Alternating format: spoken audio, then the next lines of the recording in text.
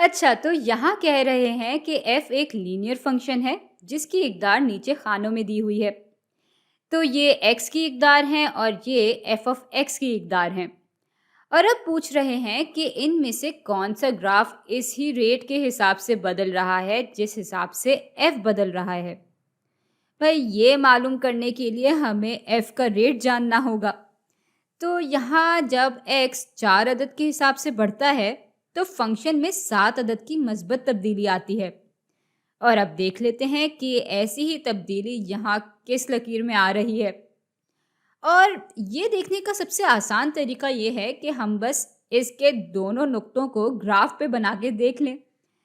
اور یوں اس کی ڈھلان جس بھی لکیر کے ساتھ مل رہی ہوگی وہی ہمارا جواب ہوگا۔ تو اس نقطے کو اگر لے لیں،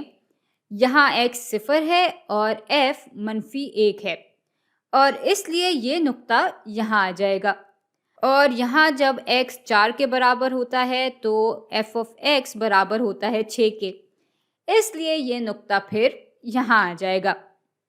اور بس اب ان دونوں نقطوں کو جوڑ لیتے ہیں تو یہ آ گئی ہماری لکیر،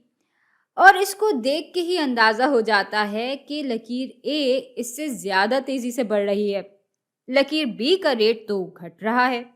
لکیر سی کا ریٹ اس سے آہستہ بڑھ رہا ہے، لیکن یہ جو لکیر ڈی ہے وہ بالکل ایک ہی ڈھلان سے بڑھ رہی ہے، اور اس لیے یہی ہمارا جواب ہے۔